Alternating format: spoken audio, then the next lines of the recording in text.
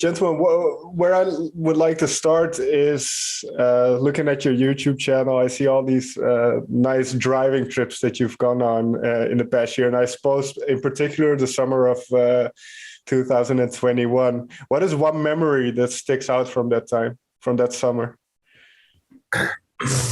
Well, I guess what really sticks out is definitely like the freedom or the feeling of the freedom to be in the studio and being creative on a daily basis.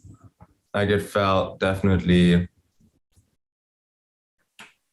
just like a special time again that felt with so much space that hasn't been for quite a couple of years, since it was really busy in a good way. But also if you're very busy, of course, there's not much space. So I think there was a unique thing about 22 and 21, and that sticks out. Sure. Well, you mentioned something interesting then, because I suppose from your earliest hit, Song and Dance, it kind of immediately went straight up in a way with the way the success went for you guys. So how did you deal with that then? Well, I suppose you get in this roller coaster of having things to do. Like you said, you don't have a lot of time anymore for yourself. What was that like from your perspective? For sure. It was a very busy time. It took off quite intensely. We toured a lot. We toured 3 months in the US. We went to Australia, South Africa. So we saw a lot of places. It was a lot of impression. It was kind of hard in the first years, I'd say, to develop properly musically, because it was tending to be almost numbing sometimes, because there was so much input that it was hard to process it in a good way, to feel like I can, in a controlled way, can move forward and make process. But I feel like we met a lot of great people, and our team grew into a very strong team. And so we managed to get the safe space that we need to develop. And I think it was important because also in that first years, we made a second album, which was really tough because it was in between these phases of like touring extremely much and then at the same time have to make an album. Also, it was the album right after the first album, which was very successful. So it feels like, it was a lot. It was challenging, but all in all, I think we found a good way through the storm. And now we're sailing with perfect wind towards south. And I think like actually almost till the lockdown, or like in the past 2 years, we spent a lot of time I think all that space was needed for us to also like to think back, to reflect and all that, and also like to evolve as well. Because like before that, it almost always felt like that the success was always a step ahead. Right. Like success-wise, we didn't take it step by step. It was like one big step, and then we were like, we were still had no idea, So it was always, a lot of times it felt like, didn't feel like a huge step. It felt like you were thrown into splits. Yeah. And I know that's pretty painful if you don't practice it. That's interesting then, because you had time to reflect, as you mentioned. What did you then realize about your own creativity, about your own musicality that you wanted to focus on? Because now you had some time, now you had time in the studio, you can kind of settle down a bit. What did you notice about your own creativity? It needs space. No, I think, I guess as much, like, I guess it's those two words, creativity and productivity. And I think the combination of them together makes good music, because I guess you can be very creative being touring and around the world and being busy as well, but the combination with productivity is the process of creating. And I guess that what makes creativity also feels more alive and more rich. And so I guess that's what we felt is way more possible if in your head there's not a date coming soon where you know, okay, there it will end. So I feel, yeah, that's what we learned, that the more space you get, the more confident and the possibilities and just everything becomes more productive in the way that you also can try more things. You feel more confident to go steps that you might not have when you don't have the time, because that's what I mean with confident, because I feel like we, want to do things that we haven't done and all that. I think that's what we learned. Was creating Muggelig Records, then your own record label, was that important in that process, to take a little bit of ownership and to kind of be able to set out your own schedule? Well, we did that in the very first beginning and kind of failed with it. And also I had to learn our lessons. And then we just, we've been with like several bigger labels over the years. And then also with the lockdown, there was just, it was also the time for us to make that decision if we want to go on with the label that we were with during that time, or if we want to do it, in a different way. So we thought a lot about it with our managers, a lot of dinners, and just like talking about like where do we want to go with this project? Where is it now? Like a little more of thinking about the future, kind of like, sure, like more from a maybe more responsible perspective. Because before that we were just thrown into it, and then all of a sudden it became our profession, our job. And then after years, you start thinking, okay, do I want to do this for the next 20 years? And how do we want to do this, and how is it possible? What is like the best way for us to do it in a sustainable way, Sure. So that brought us to the decision to go independent. Okay. This might be a difficult question to answer, I suppose, but I think it kind of changes with time as well. But what is that drive then? Have you found an answer to that question? What you want to do and how you want to do it? The drive, like the behind it. Yeah, well, I guess kind of the passion, or why you see yourself doing this for the next 20 years, and then the second part being, okay, but if we are going to do this, we want to do it this certain way, and then for instance now with more environmental or sustainability consciousness and right. Well, I think it all leads to the basic, which is our profound love for music. I mean, that's what it started with, and that's just something that feels, like we talked about it recently on a podcast. It's a passion, and a passion means that you almost like without condition, you love something so much, you just kind of like need to do it, and you do it on a daily basis, and it fills you already. It like kind of like helps you to because we're all searching for something, and it helps you to have a feeling of you're in the right place with that. Mm. And I guess if you once have found something like that in life, it gives you that drive. And then it's very lucky when that turns out to be your job, since we also all kind of like have to do that in society. Sure. And so I guess when that meets and you do that for a while, of course, it's probably also kind of, yeah.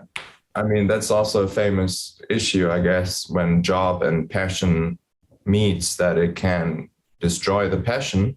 But I guess, yeah, that's why we like are happy that we had so much space and could think a lot about it, because I guess if you have a good balance and you really build something up that holds that balance, I guess it's a very huge privilege and something that we're super grateful for, and that you also want to work for hard because it's something you want to maintain and that you feel happy about.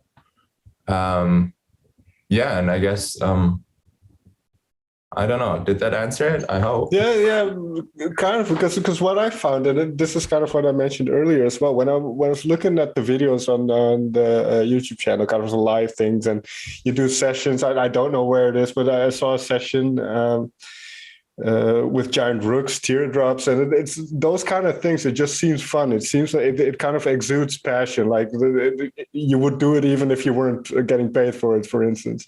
So those kind of moments and those kind of things. I mean, is that kind of the goal? You just want to do that? Yeah. I mean, I think that is probably. Yeah, I mean, that is that is maybe, I mean, like the session that you mentioned, that's probably like moments personally for us where, I mean, where it's just like, in this case, it is just like the fun thing is like, you know, like music bringing people together. Right. We've been on tour with them. They were supporting us on our tour, and just doing a session together was just, you know, a lot of fun and just super nice and super stripped down. And it was just about the music then. But it is always like that. But sometimes, of course, you do shows or tours or whatever, and you get offers where there's then that as you said, that financial aspect comes in. But even then, you know, like, it is, in the end, it is about the music and the show and how, you know, how we play the music and where we play it. But what was the question again? No, like, yeah, if those sessions are the like moments that we would only want to be or like do. And I mean, of course, it's like, that's the moments, that's what I kind of meant. That's the moments that are the basic, because we are playing music and we show that. That's what we're thankful for and why we're privileged, because it's a big part of our work to do what we love, which is playing a session or playing concerts, small or big, and be in the studio and be creative. But of course that's a huge part. But of course we don't put videos out constantly of like all the dinners and like meetings and sessions and all that, where we like talk about the business side of it now too. And that's what I meant with the balance. It has to hold itself to, I guess, maintain that like feeling of like, I am doing also what I love or started and why I'm here. And I guess that's what I meant with the dangerous issue, because I guess sometimes the business side can take over. Right. And you kind of like lose. But I mean, you know, it's actually like, you know, once you share your music, or once you, like, even if you do busking and you're selling your, I don't know, your CDs, or trying to sell your music, your art to the people, there's a business side of it, you know. That's true. Yeah, that's true. It's on another scale, so it is just there's, you know, it is part of it, and it's also fun sometimes, you know. Absolutely. And yeah, it's about the balance. I don't know. Well, let's move on then from there, because you have then all of a sudden all that time in the studio. You kind of get forced to slow down because of the pandemic, and then you have this time in the studio. What was that like, especially the first couple of weeks? Was it just trying everything out that you can possibly think of? How were those initial kind of sessions for new tracks? No, I mean, the very first weeks were really taking a break. Yeah. So it was really just for us. We also all have families. So we all just went home and had some time there. And I guess we all enjoyed it since we came from a long time of touring. And yeah, then we just started going. I mean, we started with the home sessions, which is, I don't know if you saw them on YouTube. We did like songs from the album that we did before. We took and put them into a acoustic, or not acoustic, but just kind of in a different, it was pretty acoustic, vibe, and recorded them all from our houses. So we kind of like sent each other, like one started and then the other one played on it, sent it over, played on it, and so on.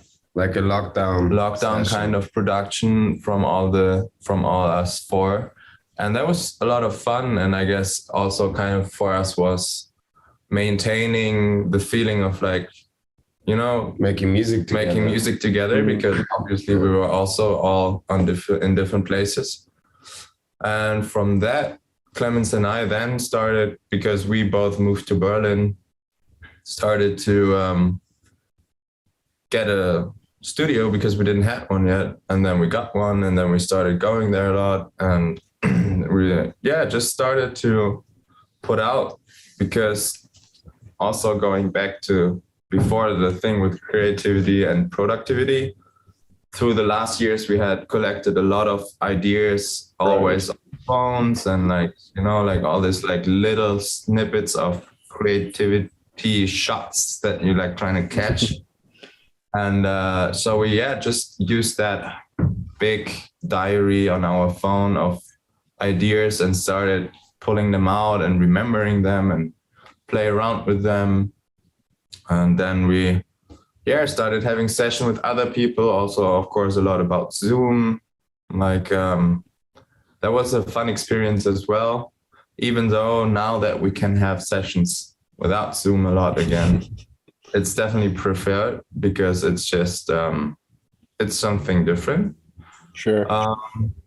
But yeah, all in all, we just went to the studio every day and started writing and producing and just having fun doing that. And we also, once we went into a like farmhouse kind of like outside and took a couple of days there, and Lights Out, that's the song, for example, on the last trip tape.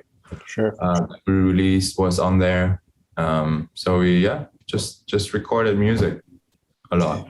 One question about the trip tapes, and then you have done covers before, but what do you learn from doing these? Or do you learn anything? Is it just kind of you like a song and you want to see what you can come up with, how you would interpret the song? Or do you learn something by dissecting kind of music from other people? Well, I mean, like the most fun part about it is that the song's written when you do a cover, and you can just like play around with, as you said, arrangements, interpretation, make it your own. That's always what we're trying to do when we're doing covers.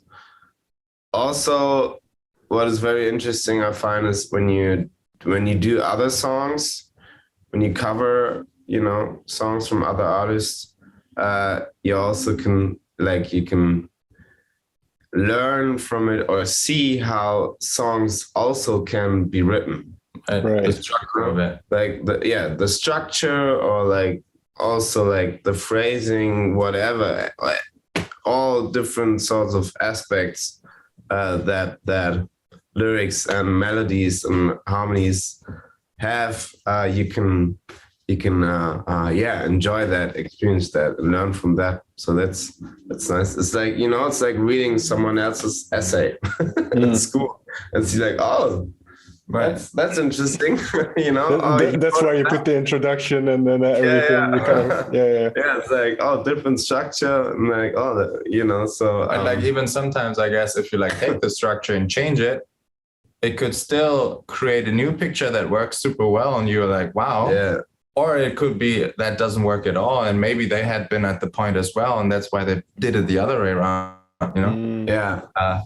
Yeah, there's never only one way to write a song, or else like you can write one song in many different ways, And it really like just teaches you how universal music is, because a song can work so many ways. It almost shows that it's its own living.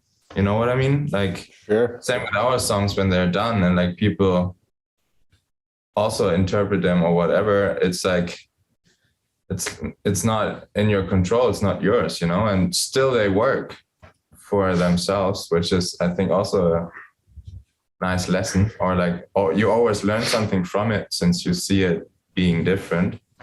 Sure. Moving towards then Synchronize and kind of the upcoming things that you want to release. How do you find that I don't balance between because you've always been a band that's very eclectic influences and then kind of mixes all these kinds of different genres and things. But also, as you mentioned, there's a million ways to create a song. So how do you kind of figure out which way you should go with a song, and how do you know? How does the decision making process go? In a sense, is it very like don't overthink it, or? Yeah. Yeah. I mean, we never have we're not a concept band. Of course, sometimes we have like there's an idea or a song, and we have like a vision, or could be nice to go like somewhere like this and that, and then we also like hear references sometimes. Yeah. But also a lot of the creative process happens very naturally, and like go with the flow kind of thing and see where it takes us. And sometimes it takes us some, like we go and then it takes us somewhere, and then we like maybe let's go somewhere else, Let's go a step back as but well, it's it's also like try and error. Sure. A lot of times. I guess it's really, the process is driven by, you have to listen to your own music again. You know what I mean? Like, as you listen to other music and you kind of like feel it, and you listen to it and you have a feeling of like, that feels good, that sounds good. I guess you have to do that in the process of making your own music as well. Because then, like what Clemens said, like creating it, I guess, because you said we're not a concept band. Of course, or like, what does that mean? Or like, yeah, I get it. But what you said, you work with visions, and also with like, obviously, because you listen to a lot of music with references to kind of like also communicate with other people, where do you want to go? But I guess, yeah, in the process of like, you go, or like the kind of like part of creation where it's like unconscious, or like this like kind of magical part where it's like you don't know where it came from and it happens. I guess that's definitely belly driven, that's what I mean with like, it comes from like the almost other way, or not the other way, but it comes from the part where you like listen to it and that makes something with you, like the feeling of like, I hear something that I feel. And also there's like always that I mean, it's the hardest thing to do, but like we all also always want to create something that wasn't there before, which is of course like it's almost impossible, but that's also like, oh, let's find something more special, more maybe different, and like that curiosity to Right. was it's like a force to go to the like a new Totally. And I guess it's really the game place out of these two. Sorry, we talk a lot. Should we keep it No, shorter? no, that's perfect. That makes my job very easy. Okay. No, that it's really interesting to hear, because that's what I like as well. I like how the creative process goes. So it's really interesting to hear. So maybe we can make it a little bit more concrete by taking Synchronize as an example. So Right. First you mentioned you had a bunch of ideas stored up from the past years. Was Synchronize one of those ideas, or did you have a sketch for Synchronize? No. Synchronize was one that came like, like 2020, the pandemic started. So like there we took a lot from the past before that, and then we wrote. And then Synchronize, I guess we wrote in the summer of 21. And that was an idea right there. But yeah, generally ideas often come from like something we recorded the day before or something, because instantly things come and then you record it quickly, and then the next day in the studio you kind of like take that out. But yeah, on Synchronize, it all started with the thing that you hear the first time when you listen to it. It's the 60s kind of part at the beginning, the strumming guitars, and like will be that old bass and the what is it in English? Tambourine. So that was there first, not so 60s as it is there, but just like strumming and singing, like acoustic guitar. And I guess that's something, the acoustic guitar is something we often write with, because we both can play it. That helps. And so, yeah, that was there first. And then then this kind of part where we visioned something also with references, that this strummy, acoustic, vibey part leads into something like very beat driven and like dry and electronic.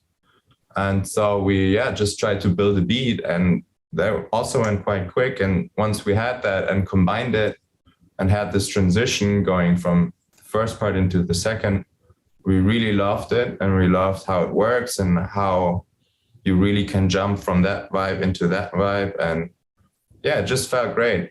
And so we had this, and then it took us a long time to finish it and to write the verses to it. Okay. Because we kind of like felt like, we also like had a hard time saying that's the chorus and that's the post-chorus, or that's the pre-chorus and that's the chorus. So it was kind of a very vibe-driven song. So I guess maybe that made it hard to puzzle it together and like have verses to it, and like it's like kind of like a middle 8 or something. And yeah, it took us, I think, like a couple of months. Okay. And we also, what Clemens mentioned happened, that we went somewhere and had verses written, and then a week later we were like, that's not it. Let's step back. Let's go back and try it again. Are you very? Do you set the bar high for yourselves in that sense? Are you very critical of what you yourself make? Yeah. It has to feel right. Fair enough. And if the feeling's not like, oh yeah, that's nice. If we don't like it that much, then we should like better work on it and go further till it's like, oh yeah, that's good. That's right. It has to feel like fluent, like current, and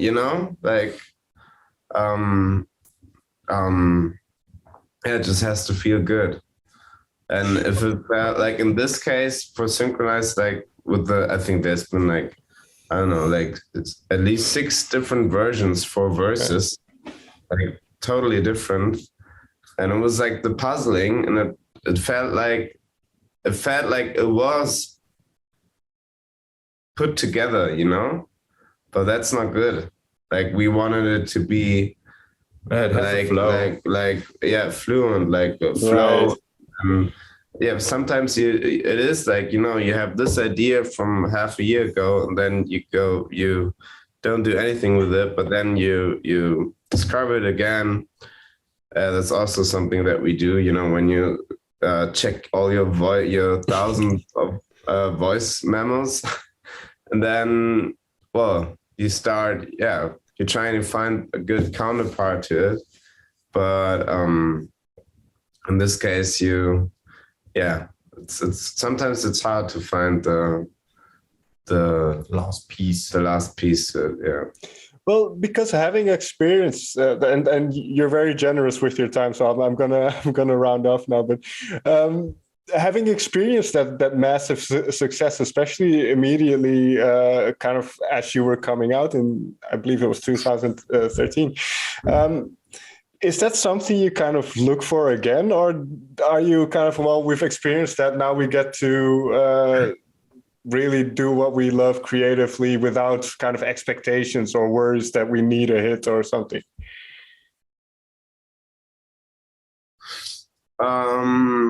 I think that's like that comes first, you know, that we focus on creating what we love and what we like, and it has to feel good, because that's like the sustainable part of it, you know, because if we just want to serve the success and, I don't know, the pleasure of radio airplay or whatever, it probably doesn't feel right anymore within a couple months or years. But of course, like, I mean, it's nice if you have songs that also get attention. But it really I mean, like, it is like that. You know, it is. I mean, of course, there won't be a song getting that big again. But I mean, if we look back on the past, like even 3 or 4 years, you know, we had a few songs also getting a lot of streams and airplay, so that's nice. Feels like a cool, constant thing. So that, you know, I think we're super happy for it, you know, and it's cool. I mean, we do have a number 1 song, but also there's a number 2 and a number 3 and number 4, you know, so it's like, it's not like that one and then there comes nothing. And I saw the reactions to Synchronize are really good so far, at least. So final question then, well, what are you looking forward to in the future? Are you working again towards an album? Are you just want to release singles for now? What is kind of the plan heading into the next couple of months or even a year?